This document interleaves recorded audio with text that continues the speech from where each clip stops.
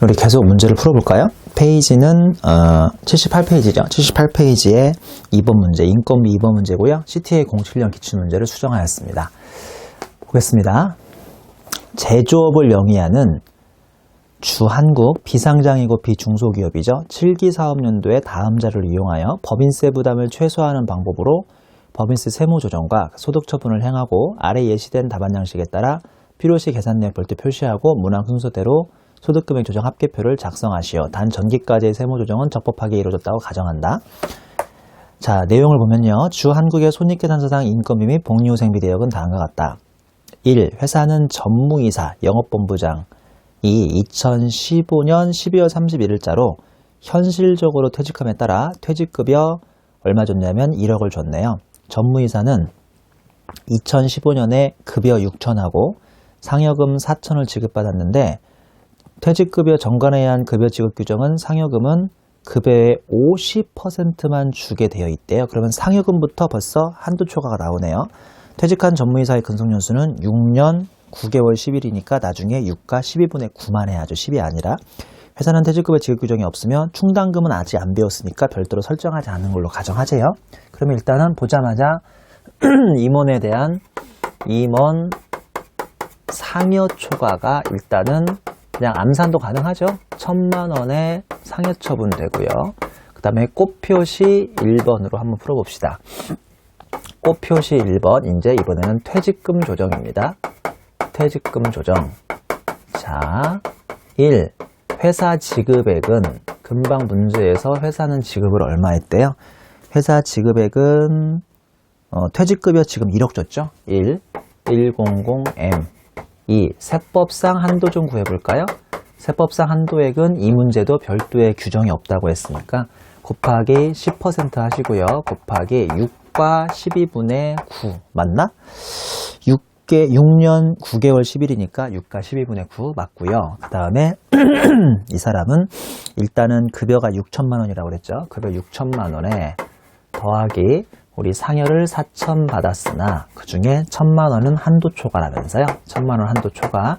이렇게 해서 한도를 구하니까 이 한도가 얼마 나오냐면요.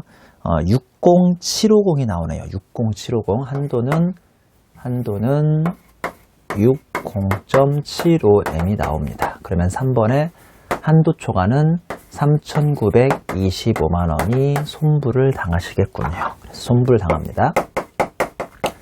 3,925만 원 맞죠? 3,925만 원. 그러면 임원 퇴직금 초과, 한도 초과는 3,925만 원에 역시 상해 처분이 되겠습니다. 자, 그 다음에 2점으로 내려올까요? 회사의 복리후생비 대역은 다음과 같다. 1. 우리사주 조합 운영비 전액 송금 인정. 2. 사택 유지비가 2,500만 원인데 가로 열고 대주주 임원분 400만 원, 비출자 임원분 600만 원 포함이니까요. 출자 임원에 대해서 사택 유지비가 부인당하겠네요. 400만 원이라고 했던가요? 그리고 상여 처분인가요? 400만 원 맞죠? 400만 원 상여 처분. 그 다음에 양가로 3번 단기말 현재 건설 중인 제2공장의 건설을 직접 담당하고 있는 부서에 대한 복리후생비가 450만 원이래요. 그러면 이게 복리후생비로 가면 안 되는데 2점의 전제가 회사의 복리후생비 내역이라고 했는데 단기말 현재 건설 중인 제2공장을 건설하는 직접 담당하는 부서에 대한 복리후생비는 당연히 건중으로 갔어야지 복리후생비로 가면 안 되니까요. 건설 중인 자산을 우리는 더 늘려놓읍시다. 450만 원 늘려놓고요. 소득처분은 유보겠죠. 왜냐하면 자산을 증가시켜야 하니까. 그 다음에 3점으로 내려오면 이익잉여금 처분계산서의 성과급에 대해 계산 내역은 다음과 같다고 해서 성과배분 상여금 사용이 인정되고요. 주식및 선자권 추가 주가 차액보상금은 이문하고 사용이 인정되니까 눈으로 딱 때려보니까 지금 1,500만 원 나오죠. 꽃표시 보면 시가와 차액을 현금으로 지급한 것이고요. 특별한 문제 없으니까 이건 다 이익잉여금, 이익처분 성과급이라고 해서 아까 1,500이라고 그랬던가요? 자본을 건드니까 기타 처분이 되겠습니다. 그래서 이 문제는 아주 간단한 문제. 자, 이번에는 3번 문제 인건비 3번입니다. 다음은 제조업을 경영하고 있는 주 세종의 10기의 자료이다. 이를 이용하여 법인세 부담을 최소한 방법으로 세무조정과 소득처분을 행하고 예시된 답안 양식에 따라서 소득금액 조정 합계표를 작성하시오라고 되어 있습니다. 이것도 2010년 CTA 기출문제네요. 간략하게 풀어보겠습니다. 이 문제도 비교적 간단하죠?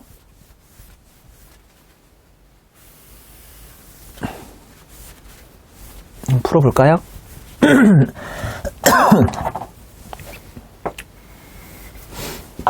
자, 세종은 10기 사업연도에 대한 이익처분, 잉여금 처분 계산서를 2016년 2월 25일 주총에서 확정했다. 맞죠? 주총은 보통 내년에 하잖아요. 그에 따른 잉여금 처분 내역은 다음과 같으며 이에 대하여 주세종은 10기에 회계 처리를 하지 않았다. 10기에 왜 회계 처리 안 했을까? 10기부터 했어야 하는데, 그러니까 다음 연도 주총에서 하고요. 10기 회계 처리 하지 않았다고 하죠. 자, 보니까 출자임원, 비출자임원, 사용인이 있습니다.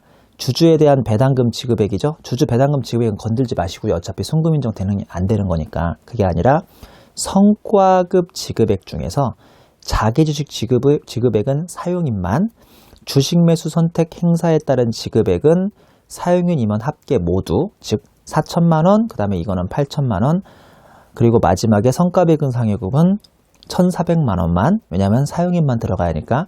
그럼 결론적으로 6천, 5,400, 1억 1,400 나오는군요. 1억 3,400 나오네요. 그러면 4천, 8천, 1,400 요 세 개에 대해서만 기타 처분을 하면 되겠네요. 그러면 자기주식 성과급이 금방 얼마라고요? 4천이라고요? 네, 4천. 여기에 대해서 기타 처분. 그 다음에 우리 주식 선택권, 주식 매수 선택권이 이거는 임원까지 싹 다 포함이니까 아까 8천이었나요? 8천이죠? 8천만 원에 여기에 기타. 마지막으로 성과배분 상여금 있죠? 성과배분 상여금. 이거는 역시나 사용인에 대해서만 해줘야 하니까요. 사용인에 대한 금액이 얼마였어요? 1,400이었어요? 이렇게 해서 기타. 이 세 가지가 다 기타 처분이 가능하겠습니다. 이것도 비교적 간단한 문제죠. 옆 페이지 해답의 2점의 송금의 귀속식이 좀 읽어볼까요? 내용을 보시면 잉여금 처분에 의해 지급되는 성과배분 상여금은 해당 잉여금 처분의 대상 사업연도니까 이 문제에서 10기 올해 내년 발고요. 11기 발고 10기 대상 사업연도에 소득금의 계산에 있어서 이를 송금에 산입하며 즉 법인 차원에서는 15년의 송금이 잡히고요. 근로소득 받아가시는 상대방인 근로소득의 수입 시기는 잉여금 처분 결의이기 때문에 근로자 차원에서는 내년에 2016년에 근로소득이 됩니다. 됐죠? 이렇게 해서 3번 문제까지 간단히 풀었고요. 82페이지 4번 문제부터는 세금과 공과 문제이기 때문에 우리 좀 이론 요약을 조금만 더 나가고 진행하는 걸로 하죠. 자, 다시 스마트 세법으로 갑니다. 스마트 세법에 페이지 45페이지 제일 밑에 3점의 복리후생비가 아직 조금 남아있으니까 간단하게 좀 설명드리겠습니다. 이미 문제는 몇 개 풀었었죠. 3번의 복리후생비죠. 45페이지입니다. 스마트 세법. 임원과 사용인을 위하여 다음에 열거한 것에 한하여 송금 인정이 된다. 가로 열고 실무상은 임직원 복지를 위해 대부분 송금 인정이다 라고 되어 있네요. 보면 동그라미 1번에 법정 부담금, 동그라미 2번에 기타 뭐 이렇게 되어 있습니다. 자, 보면 동그라미 1번 법정 부담금은 국민연금, 국민건강보험료, 고용보험료, 노인장교양보험료 등의 사용자, 사용인 말고요. 아까 말씀드린 것처럼 문제에서 사용자, 즉 회사가 내주는 게 회사의 복리후생비죠. 사용인, 그러니까 절반은 회사가 내주고 나머지 절반은 월급쟁이, 즉 사용인들이 자기 월급에서 떼이는 건데요. 사용인께가 아니라 사용자께의 복리후생비죠. 동그라미 2번에 기타 보시면 직장체육비, 직장연회비, 직원회식비, 우리사주조합 운영비, 그 다음에 직장 어린이집의 운영비, 사회통념상 타당한 경조사비, 임직원인 지배주주의 여비와 교육훈련비, 파견받은 근로자에게 지급한 복리후생비가 한 2년 전에 복리후생비로 편입이 됐습니다. 그리고 기타 유사비용 뭐 이런 것까지 해서 복리후생비로 다 열거가 되어 있고요. 주에 보실까요? 아까 우리는 문제를 보고 왔습니다만 주에 보면 국민연금, 국민건강보험료, 고용보험료 처리라고 해서 동그라미 1번 사용자 부담분을 사용자가 부담한 경우, 이거 어떻게 읽어야죠? 읽기도 힘든데 사용자 부담분을 사용자가 부담한 경우, 여러분이 어려워하실까봐 제가 가로에 정상이라고 했죠. 이건 아주 정상이라고요. 즉 회사 거 회사가 부담한 경우에요. 가운데 세로에 법인의 송금 여부, 뭐 당연히 송금이죠. 오른쪽 세로 그러면 받아가시는 개인은 이게 한마디로 월급 것처럼 나가야 할 것을, 그러니까 한마디로 본인이 내야 할 것을 회사가 대신 내줬으니까 그만큼 자기 비용이 세이브되고 그만큼 월급을 더 받은 셈이냐 보니까 그건 아니래요. 이거는 법적으로 보장되어 있는 제도이기 때문에 비과세입니다. 근데 동그라미 2번 사용인 부담분을 사용자가 부담한 경우죠. 이건 가로 열고 비정상이라고 했는데 비정상 옆에다가 파라다이스라고 쓰시면 돼요. 파라다이스. 물론 농담인 거 아시죠? 제가 지금까지 동그라미 2번을 본 적이 없습니다. 이런 회사는 정말 좋은 회사예요. 그러니까 절반을 사대보험을 회사가 내주고 나머지 절반을 자기 임직원들이 월급에서 떼어야 하는데 이 동그라미 2번은 임직원이 떼어야 하는 절반마저도 회사가 부담해 준 거니까 이건 파라다이스. 현실에서는 절대 존재할 수 없습니다. 시험 문제에서만 이런 말도 안 되는 경우가 나오는데요.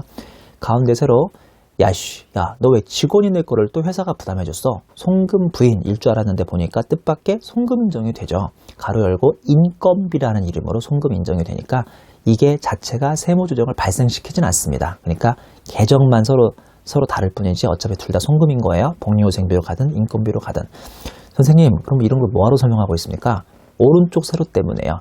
이게 상대방인 임원 직원한테는 지가 지 월급에서 약간 떼어야 할 금액까지도 회사가 보존해 줬으니 그만큼 자기 비용이 굳은 셈이고요. 그건 곧 자기가 월급을 더 받아간 셈이기 때문에 과세 가로 열고 근로소득으로 과세가 된다라고 되어 있죠.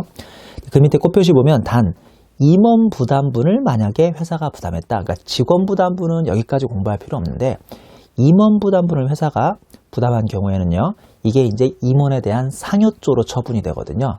근데 임원 상여금이 보통 다 한도 초과가 돼요. 우리 문제에서도 지금 한도 초과가 된 거 많이 풀었잖아요.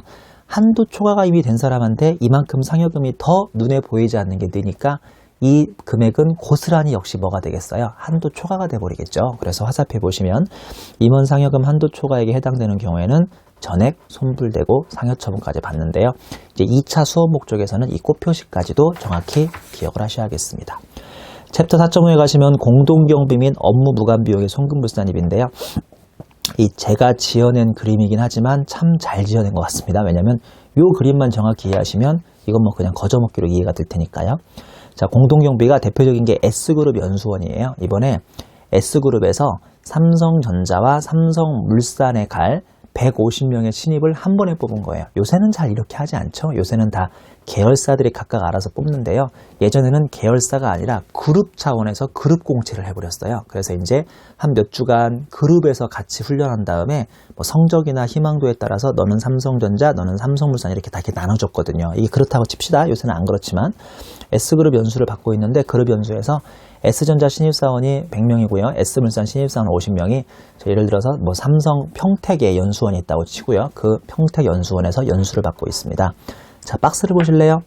이번에 150명을 4주 동안 숙박하면서 합숙으로 훈련을 시키는데 공동경비가 30억이 들었답니다.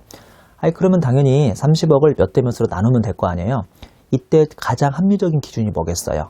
이 연수원에서 얼마 쓸지는 소위 투수, 머리수에 따라 달려있기 때문에 보다시피 가운데 세로에 세법상 부담액은 제가 100대 50으로 나눠 가져라. 즉 2대 1로 나눠 가져라 가정해서 30억을 20대 10억으로 나눠 가져야 하는데 실제 부담으로 야 삼성물산아 내가 그래도 삼성전자가 내가 네 형님인데 내가 그래도 좀 더 부담하겠다라고 해서 실제 부담이 25억이라고 가정해요. 아무리 취지가 좋아도 세법상은 20억만 부담해야 하는데 25억을 부담했으니까 안타깝지만 송금불산님 5억을 당하십니다. 그리고 소득처분은 뭐예요? 상대방이 누구니까? 상대방이 삼성물산이라는 법인 사업자니까 이때 기타 사유출을 송금불산님 해주시면 되죠. 자, 여기에 함정이 있는데요. 삼성물산 입장은 어떨까요? 삼성물산 입장은 세법에서 10억만 부담했어야 하는데 자기들이 5억밖에 부담을 안 했대요. 아직 얼마의 송금 한도가 남은 셈이죠? 5억의 송금 한도가 남은 셈이에요. 그러면 삼성물산은 송금 산입 5억을 해주게요? 안 해주게요? 보다시피 박스 오른쪽 세로에 아무런 세무조정 안 해주고 있죠. 이것도 함정입니다. 선생님 왜 삼성전자는 한도 초과 손불인데 삼성물산은 한도 미달이어도 송금 산입을 안 합니까? 왜 안 하기는 집행을 안 했으니까 안 하지. 그러니까 진짜 10억만큼 집행만 했으면요 송금 인정이 될 텐데 5억밖에 집행 안 하고 나머지 5억을 돈도 안 냈으니 이거를 억지로 송금 산입을 못 해주는 거죠. 이해하셨죠? 자, 그럼 결론적으로 밑에 있는 표에서 제일 중요한 게 뭐겠어요? 왜 세법상 한도가 삼성전자는 20억이고 왜 삼성물산은 10억인지, 즉 어떤 근거로 2대1로 나눴는지를 아셔야 할 거 아닙니까? 지금부터 이 표에서 세법상 공동경비를 어떤 기준으로 부담하는지를 공부하시는데, 결론적으로 이 기준만 아시면 계산 문제 같은 것은 어렵지 않게 풀릴 수 있죠. 자, 표의 왼쪽 세로 보시면요, 양가로 1번의 출자 공동사업자의 경우는 오른쪽 세로에 가장 만만한 게 무슨 비율이죠? 출자 비율, 지불 비율인 거예요. 양가로 2번의 비출자 공동사업자인 경우죠. 반가로 1번의 특수관계가 있는 경우죠. 자, 잘 한번 생각해 보세요. 삼성그룹이 삼성전자와 삼성물산에 들어갈 신입사원을 150명을 뽑아가지고 평택연수원에서 그룹 연수를 시킵니다. 자, 이게 출자 공동사업자인가요? 비출자 공동사업자인가요? 이렇게 하면 다 학생들이 출자 공동사업자라고 하더라? 이거 당연히 비출자 공동사업자죠. 그러니까 삼성전자가 그룹 연수를 시키기 위해서 막 출자했어요? 그런 것까지는 아니잖아요. 출자는 하지 않았지만 서로 둘 사이에 비출자긴 하지만 얘네들이 특수관계가 있어요, 없어요? 있죠. 그러니까 대부분 시험 문제는 양가로 2번에 반가로 1번 중 하나에 걸린다고 생각하시면 돼요. 동그라미 1번의 일반적인 경우다. 여러분 항상 세법에서 어떤 기준이 있어야 하는데 그 기준이 애매하다 그러면 가장 만만한 기준이 무슨 기준이게요? 지금 보시는 매출액 기준입니다. 이거는 대명제니까 잊으시면 안 돼요. 세법에서 어떤 기준이 필요한데 가장 애매하면 그냥 두 회사 사이에 매출액 비율로 안분하는 게 가장 깔끔합니다. 자, 근데 동그라미 2번 행사비 등 참석 인원, 아까 말했던 두수, 속된 말로 두수, 머릿수하고 연관이 있는 것이면 매출액과 참석 인원 비율 중에 선택을 할 수 있고요. 동그라미 3번 공동구매 있대요. 삼성전자하고 삼성물산이 예를 들어서 뭐 어떤 기계라든지 어떤 물건이 필요해서 공동구매를 한 거예요. 그러면 매출액과 구매 금액 비율 중 선택을 하라는 소리고요. 동그라미 4번 최근에 신설됐는데 무형자산을 공동 사용하는 거예요. 삼성전자와 삼성물산이 어디서 무형자산을 빌리다가 공동으로 사용하면 이거는 또 뭐야? 신기한 게 매출액 비율은 어차피 뒤에 있어요. 보다시피 두 번째 줄에 있는데 매출액 비율하고 뭐라고 선택하냐면 직전 사업연도의 기업회계 기준에 따른 자본합계와 매출액 비율을 선택합니다. 그러니까 다른 것들은 다 매출액가버인데 얘는 특이하게 매출액과 자본 비율로 선택을 합니다. 무형자산은 자본 비율로 간다는 거.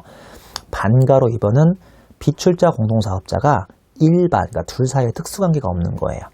예를 들어서 이번에 아주 오래된 전자회관이라는 것을 뭐 역삼동에 다시 재건축하기로 해서 삼성전자하고 LG전자가 그 전자회사를 뭔가 전자회관을 짓기 위해서 지금 얼마씩 뭐 돈을 내고 있습니다. 이게 전형적인 비출자 공동사업자가 특수관계도 서로 없는 반가로 이번에 일반이 될 텐데요.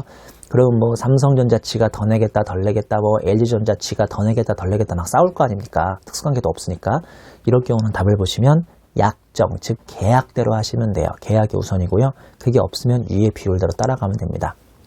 학생들은 계약, 약정하면 저 시골에 부모님 살고요. 학교 앞에서 월세계약서, 전세계약서 써봤어요. 이렇게 아주 특정한 것만 계약을 쓴다고 생각하는데요. 실무에서는 법인 대 법인끼리는 뭔가 일을 하려고 하면 그게 공급계약이든 뭐 무슨 계약이든 임대차 계약이든 계약서라는 걸 아주 많이 씁니다. 여러분 나중에 회계사 세무사 되시면요. 회사 실무하다 보면 계약서 같은 거 진짜 많이 보거든요. 이 계약서는 이상한 게 아니에요. 평소에 그냥 모르는 사람끼리 만나면 일단 계약부터 하는 거예요. 계약대로 해야 나중에 뒤탈에 법원에 갈 문제가 없거든요. 그래서 계약대로 하시면 되는 겁니다. 자, 주 1번이 또 함정입니다. 주 1번 잘 보세요. 직전 매출액 또는 단기 매출액 중 선택이 가능한데요. 제가 매출액 비율을 하더라도 직전 매출하고 단기 매출액을 선택할 수 있는 거예요. 근데 한 번 선택하면 단기부터 연속해서 5년 동안은 직전이면 쭉 직전 해당, 즉 단기면 쭉 단기로 가야 돼요. 그리고 아무런 선택을 하지 않으면 기본적으로 단기가 아직 안 끝났다고 가정한다면 직전 것을 가져오는 게 훨씬 쉬울 겁니다. 그래서 이런 경우는 직전 사업연도의 매출액을 선택한 것으로 보고요. 주 2번을 보시면 국내 광고 선전비는 국내 매출액, 국외 해외 광고 선전비는 해외 수출액 비율로 적용을 가능할 수 있으니까 이것도 선택할 수 있는 문제입니다. 그 밑에 보시면 칠판 마크가 있는데요. 법인세 부담 최소화 조건에서는 큰 비율을 선택해야 손부를 적게 당함. 나 이거 옛날에 뭔 소리인지 고민했거든요. 그러니까 잘 보쇼. 우리가 보통 문제는 세부담 최소화를 가정해요. 그렇잖아요. 대부분 문제가. 그리고 내가 지금 처 위에 있는 그림인 S그룹 연수원인데 우리 잘 보세요. 30억을 제가 지금 뭘로 안 분할하라고 했냐면 머릿수로 안 분할하라고 그랬잖아요. 그래서 S전자가 곱하기 몇 분의 몇을 했어요? 150명 중 100명을 했잖아요. 그쵸? 이렇게 하면 이게 몇 퍼센트 나와요? 66.7% 나오죠?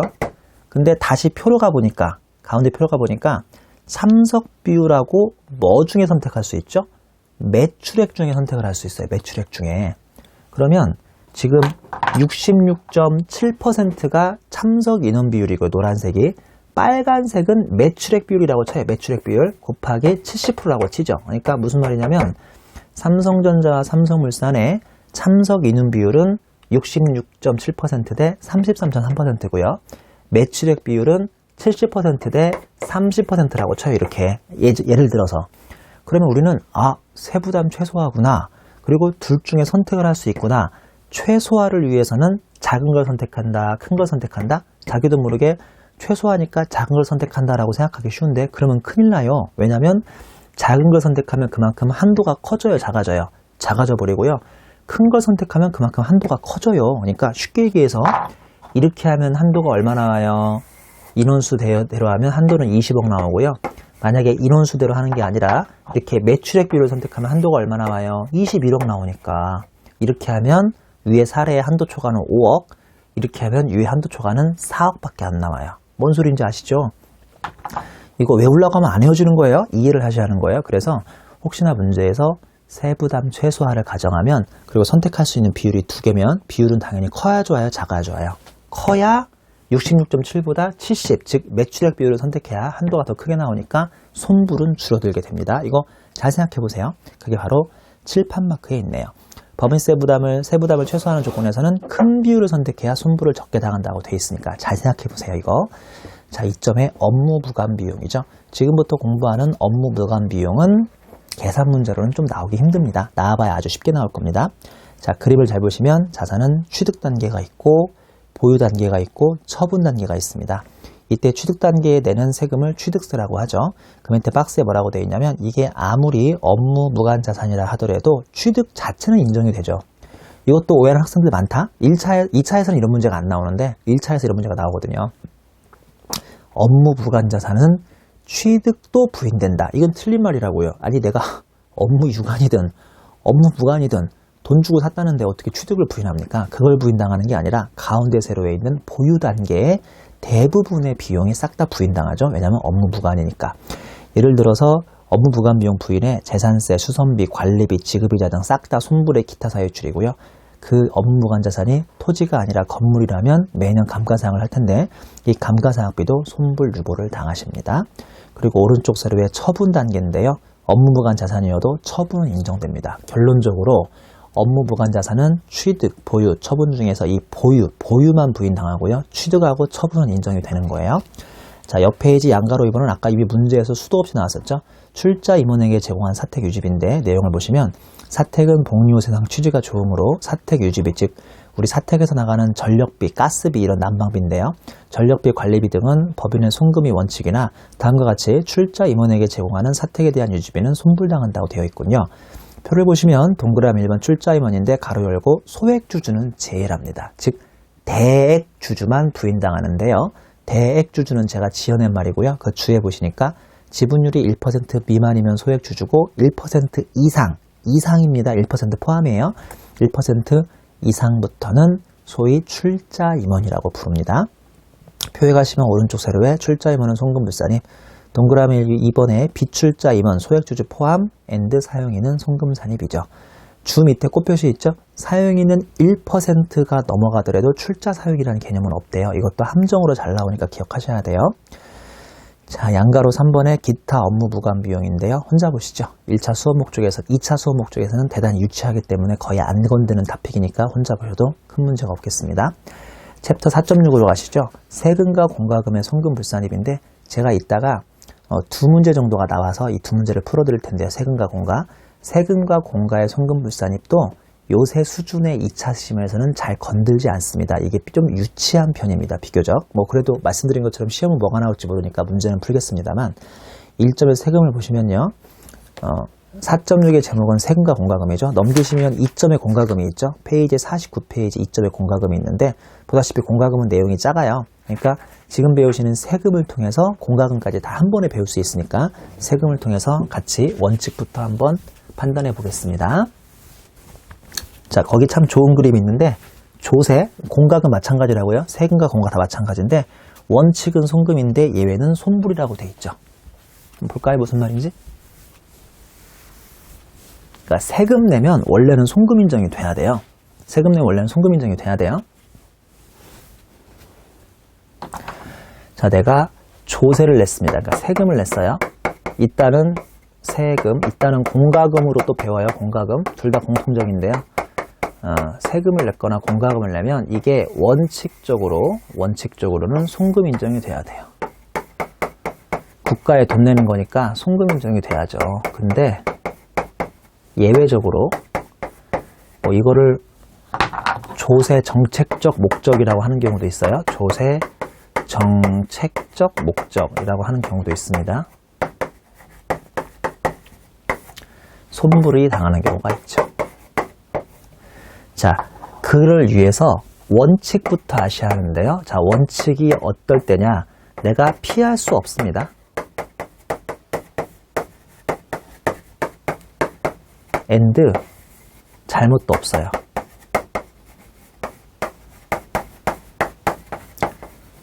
피할 수도 없고 잘못도 없으면 원칙적으로 송금이라고요.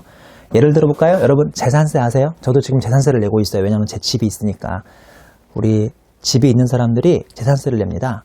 이거 혹시 내가 피할 수 있나요? 뭐 방법 좀 있으면 알려줘 보세요. 나도 좀 피해보게. 나도 피하고 싶은데 피할 수 없더라. 때가 되면 항상 우리 집에 고지서가 날라와서 재산세를 피하고 싶지만 피할 수가 없거든요. 혹시 잘못 있어요?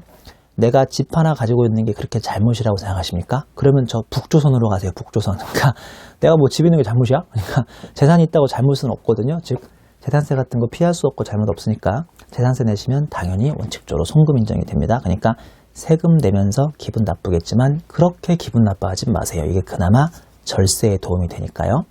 자, 근데 내가 법인세를 냅니다. 우리나라에서 법인세도 전형적으로 피할 수 없고 잘못 없는 거 아시죠? 저랑 지금 법인세 배우고 있죠. 왜 배우는 거죠? 일단 회계사, 세무사 되려고 배우는 거죠. 근데 법인세를 배워서 나중에 피하려고 하는 건가요? 그런 건 아니에요. 제가 막 탈세를 가르쳐 드리진 않아요. 그러니까 법인세는 피할 수 없어요. 그리고 법인세 내면 잘못 있어요? 없어요?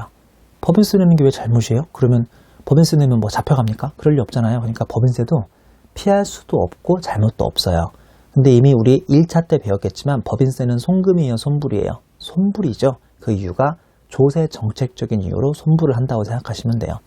제가 지금부터 그냥 거의 단순 구분할 수 있도록 이건 송금이다, 이건 손불이다를 계속 말씀드리는데 굳이 로직까지 아실 필요 없습니다. 왜 이게 송금이고 손불인지까지 아실 필요 없고요.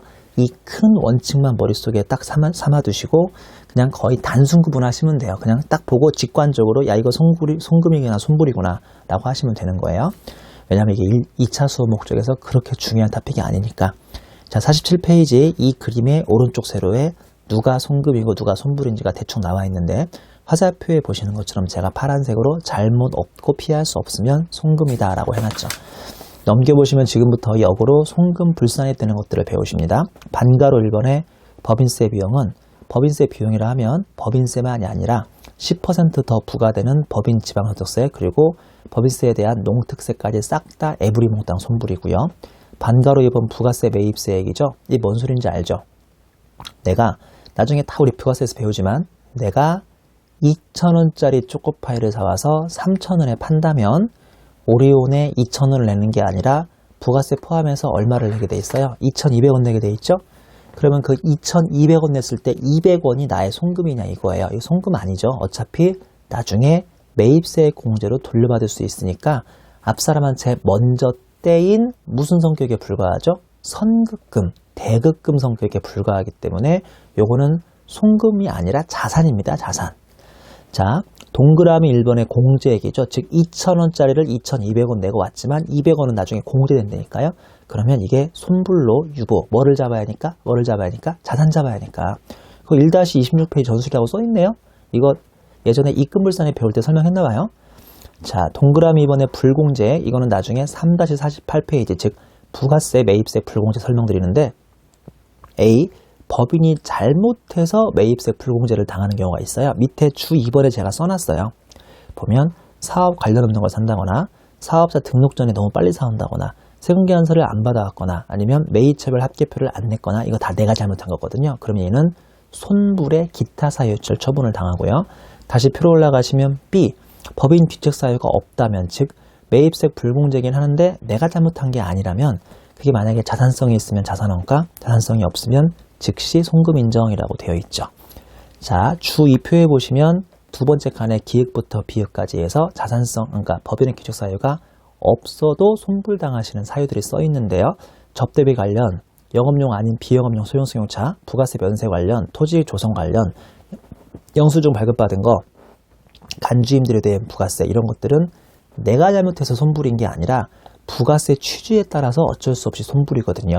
얘네들은 표의 오른쪽 세로에 있는 것처럼 송금 불산입은 아닙니다. 송금 인정은 되죠. 단 내용을 읽어보면 자산의 취득 원가나 자본적 지출에 해당한다면 일단 자산으로 계상하고 나중에 송금 인정을 받아야 합니다. 이런 말은 앞 시간에 설명했죠. 송금이라고 해서 지금 당장 송금인 것도 있지만 일단 자산 성격으로 가는 것도 있거든요. 자, 다시 위에 표로 올라갑니다. 반가로 3번 개별 소비세 주세인데요. 이것도 부가세랑 똑같아요. 우리가 소위 간접세라고 하죠. 미리 냈다가 나중에 돌려받는 거거든요. 그러니까 이것도 내용을 읽어보면 직매장 등으로 제품 반출 시 이미 부담한 개별 소비세 주세는 향후 이 제품이 남한테, 제3자한테 진짜 판매되면 부가세 매입사업처럼 돌려받거든요. 그렇기 때문에 이거는 내가 먼저 떼인 선급금 또는 대급금, 즉 자산 성격인 채권 성격이므로 손불 유보를 합니다. 제가 주 3번에 좀 구체적으로 그림까지 그려놨는데요. 궁금하신 분만 보시면 돼요. 궁금하지 않으면 개별 소비세 주세 등 이것도 다 간접세이기 때문에 위에 나왔던 부가세 매입세하고 똑같이 처리하나 보구나. 떼일 때 자산 잡으시고 더 팔릴 때 차액만 내버리면 되는구나. 이렇게 생각하시면 굳이 밑에 있는 그림과 옆 페이지 회계 처리까지 굳이 보실 필요도 없습니다. 자, 마지막으로 반가로 4번에 기타의 증자 관련 등록 면허세, 이건 손불이고요. 의무 불이행으로 인하여 부과된 세액은 의무 불이행이니까 잘못이 있죠. 이러면 손불이 됩니다. 옆 페이지 주 4번 보실래요?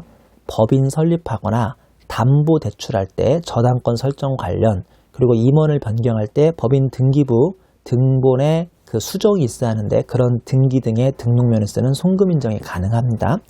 법인 증자할 때 등기는 신주 발행비로서 주식 할인 발행 자금을 구성하기 때문에 얘는 손익을 건들면 안 되고 자본을 건드려야 하기 때문에 송금 불산입니다. 다시 주 4번은 조금 지역적이에요. 근데 언제든 시험에 나올 수 있어요. 다시 앞으로 가보세요. 주 4번은 증자 관련 등록 면허세죠. 그러니까 이게 또 실무적이라 너무 지역적인데 우리나라에 등록 면허세가 참 종류가 많습니다. 그러니까 뭐를 등록하거나 면허를 받을 때마다 세금을 내는 건데요. 다시 뒷페이지에 주 4번 와보세요. 등록 면허세가 법인 설립할 때, 담보 대출할 때, 저당권 설정할 때, 그 다음에 임원 변경 등기할 때 내는 등록 면허세 같은 거는 송금 인정이 된다니까요. 근데 지금 등록 면허세 중에서 법인이 증자할 때, 즉 주식을 추가로 발행할 때 등록 면허세라는 걸 내요.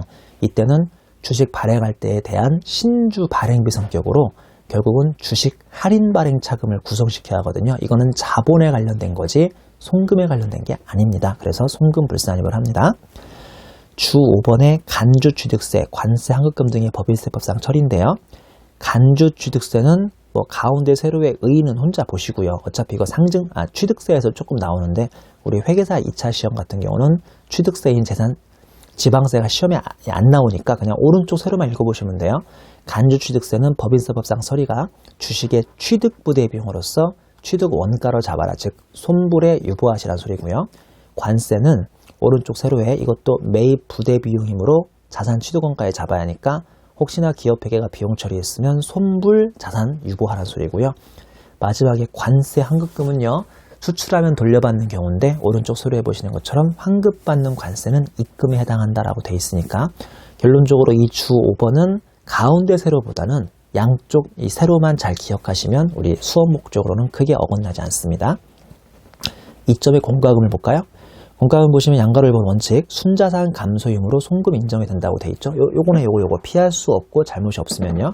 오른쪽 세로에 사례 보시면 폐기물 처리 부담금, 교통 유발 부담금, 개발 부담금, 장애인 고용 부담금입니다. 특히나 우리 수험생들이 헷갈리는 게 교통 유발 부담금이죠. 교통 유발 부담금 누가 냅니까? 주말에 백화점이나 예식장 주변에 워낙 교통이 밀리니까 백화점이나 예식장에 낼 수 있거든요. 자, 얘네들이 교통 유발 부담금을 내리는 게 피할 수 있습니까? 없습니까? 얘네들도 피하고 싶겠죠? 근데 피할 수 없기 때문에 내는 거고요. 잘못이 있나요? 없나요? 얘네들이 뭐 범죄를 저질러 했나요? 다만 주말에 백화점이나 예식장 근처가 밀리기 때문에 내는 거기 때문에요. 피할 수도 없고 잘못이 없으니까 교통 유발 부담금도 송금 인정이 됩니다. 또 폐기물 처리 부담금이요. 밑에 나오는 폐수 배출 부담금하고 구분하셔야 하는데 폐기물 처리 부담금은요. 건축 폐자재나 화학 폐자재 같은 걸 버릴 때 국가에 승인받고 돈 내고 버리는 거거든요. 자, 내가 지금 폐기물 같은 건 뭐 화학 제품에 대한 찌꺼기를 버리고 있어요. 피할 수 있어요, 없어요? 이거 피할 수 없어요. 내고 버리셔야 돼요, 한마디로. 잘못 있어요, 없어요? 내가 뭐 화학 회사 하고 있는 게 잘못인가요? 이런 경우도 폐기물 처리 부담금도 뜻밖의 피할 수 없고 잘못이 없어요. 근데 그 밑에 나오는 폐수 배출 부담금은 잘못 있는 거 알죠? 그러니까 공장을 이렇게 굴리면 거기에 공업용수가 들어가잖아요. 그럼 기계를 한 바퀴 돌고 온 좀 더러워진 그 공업용수를 정화해서 버려야 하는데 밤에 모르게 강가나 바다에 버리다가 걸리면 폐수 배출 부담금을 냅니다. 자, 듣고 보니 잘못 있어요? 잘못 없어요? 잘못이 있네요. 그러니까 얘는 송금 불상입 당하시는 거예요. 공과금도 그렇게 어렵지 않게 넘어갈 수 있겠죠. 마지막으로 3점의 벌과금입니다. 그 뭐 뉘앙스가 좀 느껴지는 거 없어요? 벌과금? 뭔가 잘못 있구만, 그쵸? 벌과금을 내는 것 자체가 잘못입니다. 자, 내용을 보시면 벌과금이 손불이 되려면 뭐야 또 뭐 손불의 요건이 필요하네? 뭐 손불의 요건이 필요하대요. 첫 번째 벌과금은요. 벌과금은 얘도 손불인데 첫 번째 누구한테 내야 합니까? 정부에 내야 돼요. 정부. 투 정부.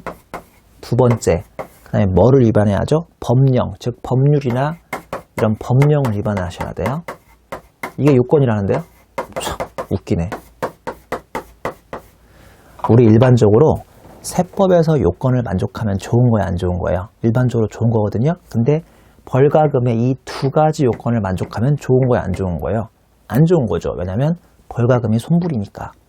그러니까 여러분이 누군가한테 페널티로 뭔가 냈을 때 이게 벌과금 성격이어야만 손불을 당하고요. 즉 벌과금이 아니면 다행히도 송금 인정이 되는 거죠. 참 논리가 재밌어요. 그러니까 두 가지 요건을 만족하는 걸 벌과금이라고 하고 벌과금이 되면 손불이에요. 오히려 벌과금이 아니면 송금 인정을 받고요. 참 논리가 재밌죠. 나만 재밌어 하나 지금? 자, 표 안에 또 표를 보시면요. 왼쪽 세로는 벌과금이니까 손불이고요. 오른쪽 세로는 벌과금이 아니에요. 그래서 송금 인정이 돼요. 다 귀찮으시면 제가 그 헤더에다가 앞글자를 딴 것처럼 벌, 과, 가로 끝나면 손불이고요. 지, 연, 경으로 끝나면 송금 인정이 돼요. 자, 여러분 뭐 보실래요? 왼쪽 세로 볼래요? 오른쪽 세로 볼래요? 제가 오른쪽 세로 설명드릴까요? 동그라미 1번 산재보험료, 연체금, 전기요금, 연체가상금. 자, 연자가 붙죠? 물론 연체가상금은 가짜도 붙지만 연체가상금을 왜 내냐면 1차적으로 내가 낼 것을 연체하다 보니까 뒤에 가상금까지 붙는 거니까 얘도 지, 연, 경이 앞서는 거죠. 넘겨보시면 동그라미 2번까지만 설명합니다. 사계약상 의무불이행으로 인하여 부과하는 지체상금, 이것도 지자가 들어가죠. 이게 뭐냐면 내가 오늘까지 내가 펜 제조상인데요. 펜 도매상한테 이거를 10,000자루를 납품하기로 했는데 내가 워낙 물량이 딸려가지고 오늘까지 10,000자루를 납품 못했어요. 미안해. 내가 내일 줄게. 뭐 친한 사람끼리는 그럴 수 있잖아요. 근데 법인 사업자끼리는 그렇게 하면 안 돼요. 왜냐면 저 도매상이 나한테 야, 네가 오늘 나한테 10,000자루를 넘겨야 나도 내 소매상한테 이거를 즉 문방구, 전국 문방구한테 내가 가운데 낀 도매상으로서 10,000자루를 넘길 수 있는데 네 제조상인 임성종 네가 나한테 10,000자루 못 넘기니까 나도 약속한 고객한테 10,000자루를 못 넘겼다. 내가 손해가 이만저만 아니니까 너랑 나랑 예전 계약서 내용대로 나한테 손해를 배상해라. 나한테 손해를 배상하래요. 그래서 내가 어쩔 수 없이 이게 바로 사계약이거든요. 공계약이 아니라 사계약상 의무불이행으로 인해서 부과하는 지체상금입니다. 지체상금이 마음에 안 드시면요. 지체 상금에다가 요 사이에 보자 하나만 집어넣으면 돼요. 지체 보상금. 이제 뭔 소리인지 알죠? 이게 그러면 내가 정부한테 준 겁니까? 법령을 위반한 겁니까? 둘 다 아니기 때문에 이건 벌과금이 아닙니다. 그러면 이게 상대방한테 내가 지체 보상금 내는 게 기분은 나쁘지만 다행히 뭐가 인정되는 거예요? 송금 인정은 되는 거예요. 그러니까 그냥 귀찮으시면 앞글자를 따세요. 지연경은 송금 인정되고요. 벌과간은 송금 불산입입니다. 지연경이 무슨 뜻인지 알죠? 그러니까 약속을 단순히 지체했거나 연체했거나 경과한 거예요. 그럼 시간을 못 지킨 거죠? 이런 것들은 송금 인정이 됩니다. 자, 50페이지의 양가로 2번에 기타가 있는데요. 동그라미 1번 가산세와 징수 불이행세액은 벌써 이름에 잘못이 있죠. 이거는 송금 불산입 당하시고요. 동그라미 2번에 가산금과 체납처분비도 이름에 잘못이 있죠. 이것도 송금 불산입 당하는데 얘네들이 무슨 뜻인지는 구체적인 건 다 국세기본법에서 배우시는데 2차 수업 목적에서는 뭐 굳이 이렇게까지는 공부 안 하셔도 괜찮을 것 같습니다. 그 밑에 마지막으로 칠판 마크가 있죠. 세금과 공과금 중 송금 인정되는 경우에도 이게 자산의 취득가액 성격이라면 일단 손불 유보로 처리한 다음에 향후 상각이나 처분할 때 송금 인정됨에 유의할 것이라고 돼 있죠. 이런 건 지난 시간에 많이 배웠잖아요. 예를 들어서 토지 개발 부담금이거든요. 이것도 실무에서는 중요합니다만 토지 개발 부담금은 피할 수도 없고 잘못도 없어요. 그러니까 이게 원칙적으로 송금 인정을 받으셔야 한다고요. 근데 토지 개발 부담금은 송금 인정을 받기 전에 무슨 성격이 있냐면 자산의 취득가액의 성격이 있다 이거죠. 그러니까 일단은 자산의 취득가액에 잡아 놓으시고 나중에 처분하거나 무슨 일이 있으면 반대조정으로 송금 인정을 받으시면 되겠습니다. 무슨 말씀인지 아시죠? 자, 여기까지 이론 요약을 마치고요. 우리 4.7의 지급이자 송금불산이면 좀 내용이 기니까 좀 이따 이거 다시 공부하는 걸로 하고 일단 문제를 좀 몇 개 풀어보겠습니다. 문제. 자, 세무회계의 82페이지네요. 82페이지. 4번 문제하고 5번 문제가 세금과 공과가 나온 문제죠. 풀어볼게요. 4번 문제 한번 풀어볼까요? 비상장 내국법인 주한국의 10기 사업연도에 다음 자료를 이용하여 법인세 부담을 최소화하는 방법으로 세무조정을 행하고 세무조정과 소득처분을 행하고 아래 예시된 답안 양식에 따라서 소득금액 조정 합계표를 작성하시오라고 되어 있습니다. 이게 워낙 답이 길거든요. 그러니까 문제도 워낙 여러 가지가 쭉쭉쭉쭉 단순하게 나오기 때문에 손불도 되게 많아요. 그래서 제가 안타깝게 여기다가 소득금액 조정 합계표를 정상으로 제가 작성하지는 않을 테니까 그냥 답만 간단하게 쓸게요. 좀 양해해 주세요. 그리고 대놓고 얘기하지만 요새 이런 문제는 안 나옵니다. 그러니까 이거는 그냥 우리가 개념을 잡기 위한 문제고요. 이렇게 문제가 하나가 쭉 절대 세금과 공과에서만은 나오지 않아요. 이게 이 중에 일부가 다른 문제 안에 포함돼서 잠깐 등장할 수 있는데 이렇게만 문제가 나오진 않으니까 이 문제는 그냥 개념 잡기 위한 문제구나라고 생각하시면 되겠습니다. 1번 당기의 손익계산서상 조세 내역에는 다음 금액이 포함되어 있다. 1. 외국의 법률에 의해서 외국에서 납부한 벌과금인데요. 이거 손불이죠. 어차피 벌과금이니까. 자, 손불 금액은 얼마예요? 금액은 400만 원이죠. 400만 원에 기타 사유출 좀 이렇게 하고 그냥 넘어갈게요. 뭐 계속 이렇게 계정명까지는 안 쓰고 그냥 간단하게 넘어가죠. 이번에 법인세 비용인데요. 법인세 감면세액에 대한 농특세, 농어촌 특별세 100만 원 포함인데 그냥 에브리 몽땅 손불이죠. 에브리 몽땅 350만 원이고 역시나 기타 사유출입니다. 3번 법인 지방소득세인데요. 이거 어차피 다 손불에 법인세 비용에 포함되는 에브리 몽땅 손불이죠. 4번 업무용 자산에 대한 종부세, 이거 업무용 자산이니까 수선 유지 관리 비용 송금 인정되고요. 5번 건물 매입의 취득세 얼마예요? 230만 원인데 이거 잘 한번 생각해 볼까요? 자, 건물 매입에 대한 취득세는 송금 인정돼요? 송금 부인돼요? 이거 송금 인정돼요. 다만 송금으로 먼저 보내야 합니까? 즉 비용으로 먼저 보내야 합니까? 자산 잡아야 합니까? 자산 잡아야죠. 근데 이것을 그만 기업회계가 손익계산서에 보냈으니까요. 5번에 이것도 손불하고 금액은 얼마래요? 230만 원이래요? 230만 원에 뭐 잡아야 돼요? 자산 잡아야 하니까 유보 처분해야죠. 원래는. 근데 이렇게 합니까? 안 합니까? 안 하죠. 왜냐하면 이거를 우리 나중에 8절에서 감가상각비에서 배우는 소위 즉시상각의자라고 하기 때문에 굳이 이렇게 하실 필요 없습니다. 즉시상각의자가 뭐더라? 성격이 자산 성격임에도 불구하고 기업회계가 바보같이 뭐를 잡은 거예요? 비용을 잡은 거죠. 그러면 그걸 원래는 손불로 자산을 살려야 하는데 그게 감가상각 대상 자산이라면 우리는 그냥 과감하게 뭐 한 걸로 보는 거죠? 감가상각한 걸로 보니까 즉시상각 의제가 됩니다. 그래서 이렇게 세무 조정을 할 필요가 없죠. 약간 꼬여 있습니다만 이미 감가상각비를 배우신 분들이라면 무슨 말씀인지 아실 거고요. 잠깐 이해가 안 되시면 나중에 8절에서 즉시상각 의제에서 다시 한번 소개를 드립니다. 양가로 6번 소득세 원천징수 불이행 가산세인데요. 당연히 이것도 손불이 되는 거죠. 잘못이 있으니까 20만 원의 기타 사유출입니다. 양가로 7번 외국납부세 공제 예정인 외국납부세액도 이것도 14절에서 배우는데요. 위에서 손불해주고 밑에서 외국납부세액으로 빼줘야 하니까 이것도 7번에 80만 원을 송금불선입에 기타 사유출 하시면 되겠네요. 자, 8번에 자동차세 문제 없어요. 9번의 주민세 중에 균등분, 종업원분, 재산분이 있는데요. 이거 다 송금 인정이 되죠. 예전에는 주민세 중에 소득할 주민세라는 게 있었는데 지금은 그 주민세 중에 소득할 주민세가 뭘로 이름이 바뀌었죠? 아까 이 3번이었나요? 법인 지방소득세로 이름이 바뀌었죠.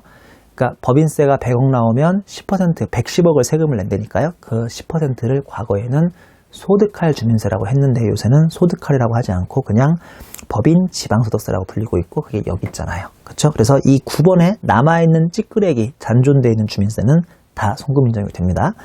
10번에 등록면허세인데요. 아까 배운 것처럼 2번에 임원 변경 등기 문제 없고요. 주류 제조업 면허 관련 다 문제 없는데 자본금 증가시킨 거 있죠? 10번에 자본금 증가시킨 50만 원은 이거는 주식 할인 발행 차금으로 자본거래로 가야 하니까 자본을 건드는 기타가 됩니다. 11번에 부가세인데요. 부가세가 여러 개 나왔죠? 1번 사과 관련 없는 것부터 해서 여러 개 나왔는데 자, 제가 부가세는 어떻게 접근하라고 그랬어요? 일단 매입세 공제가 가능하면 손불 유보 처분하라고 그랬고요. 그게 아니라 매입세 불공제면 나의 귀책 사유가 없고 어쩔 수 없으면 송금 인정이고 나의 귀책 사유가 있으면 손불에 기타 사유출을 하라고 그랬죠. 자, 1번 사업과 관련이 없는 비푼이면 나에게 귀책 사유가 있네요. 11번이죠. 11번에 동그라미 1번 손불이고 금액은 얼마예요? 210만 원. 이거 기타 사유출입니다. 나에게 귀책 사유가 있으니까. 옆 페이지 2번 필요적 기재사항이 일부 누락된 세금계산서 매입세액도 나에게 귀책 사유가 있죠. 2번도 손불하시고 70만 원이요. 70만 원에 귀책 사유가 있으니까 기타 사유출. 3번에 간주임대료 귀책 사유 없어요. 4번 접대비 귀책 사유 없어요. 5번에 토지조성 귀책 사유 없어요. 그렇지만 토지조성이니까 손불을 하고요. 금액은 얼마입니까? 금액은 390만 원에 요거는 자산 잡는 뭐 한번 해주시는 거예요. 유보 한번 해주시는 거죠. 6번 부가세 면세사업 귀책사유 없어요. 7번 대표이사 관공서 출입용 개별소비세 측 비영업용 소형용차 귀책사유 없습니다. 8번 간이가세자로부터 영수증 수령분 간이가세자는 어차피 영수증밖에 발급 못하죠. 귀책사유 없습니다. 12번 재산세죠. 당기 총 제조원가 중 90%는 매출원가 10%는 재고자산. 이거 아까 제가 한번 구두로 설명드렸죠. 그러니까 90%는 원가로 빠졌으니까 문제없고 10%는 재고로 남아있으니까 우리가 재고를 잡아줘야 합니다. 12번에 동그라미 1번 업무 무관 토지분은 저런 걸 싹 다 떠나서 그냥 손불이죠. 12의 동그라미 1이죠. 12의 동그라미 1번은 그냥 업무 무관이니까요. 400만 원이 에브리 몽땅 기타 사유출로 손불입니다. 그런 거 따질 필요 없이. 동그라미 2번 공장 토지분은 송금이 맞습니다. 왜냐하면 업무 유관이니까. 근데 그 중에서 600만 원 중에 90%는 팔렸으니까 송금이에요. 그러니까 송금 인정받아야 하는데 매출원가로 팔렸으니까 송금이라고요. 근데 그 중에 10%는 송금 인정을 받아야 하는데 하필이면 아직 안 팔렸으니까 매출원가로 빠져야 돼요. 아직 기말재고로 남아야 돼요. 이게 기말재고로 남아야 하니까요. 600만 원의 10%인 60만 원은 동그라미 2번 손불을 하시되 60만 원은 재고를 잡아야 하니까 유보가 되겠군요. 자, 이해되셨어요? 이렇게 해서 아직 안 끝났구나. 13번이 남아있네요. 수익 상품에 대한 관세가 있는데 이것도 송금 인정이 되거든요. 근데 안타깝게도 마찬가지로 90%가 판매되고 10%가 기말에 남아있으니까 이거 쓸 자리가 없는데 13번은 20만 원이 아직 기말에 남아있어야 하니까 유보가 되는 거죠. 맞죠? 남아있어야 하니까. 그 다음에 2점, 단기 손익계산서의 공과금의 내역이랍니다. 자, 공과금 첫 번째, 산업재해 보상보험료의 연체료, 지연경. 문제 없죠? 2번, 산재보험료의 연체가산금, 지연경과 벌과가가 동시에 경합하고 있지만 이게 지연경이 앞선다고 했죠? 문제 없습니다. 3번, 동업자협회인데 법인이고요. 회비가 있는데 700이 있는데 특별회비 500이 포함이래요. 즉 200의 일반 회비는 전액송금, 500의 특별회비는 나중에 연말에 뭐랑 어디로 가신다고요? 지정기부금 한도랑 초과 여부를 따져야 하는데 이 문제의 지정기부금이 이미 한도 초과됐다라는 단서가 없으니까 그냥 아직은 건들 필요가 없습니다. 자, 4번에 주무관청에 등록하지 않은 조합에 대한 협회인데요. 이거는 협회비인데 등록되지 않았으니까 얘는 일반 회비든 특별 회비든 싹 다 어디로 보내야 하죠? 지정기부금으로 보내야 하는데 이 문제 역시 아직 지정기부금의 한도 초과에 대한 단서가 없으니까 아직은 세무조정을 손불할 필요 없죠. 5번의 교통유발부담금 잘못 없다고 그랬어요. 6번의 교통사고 벌과금은 잘못 있습니다.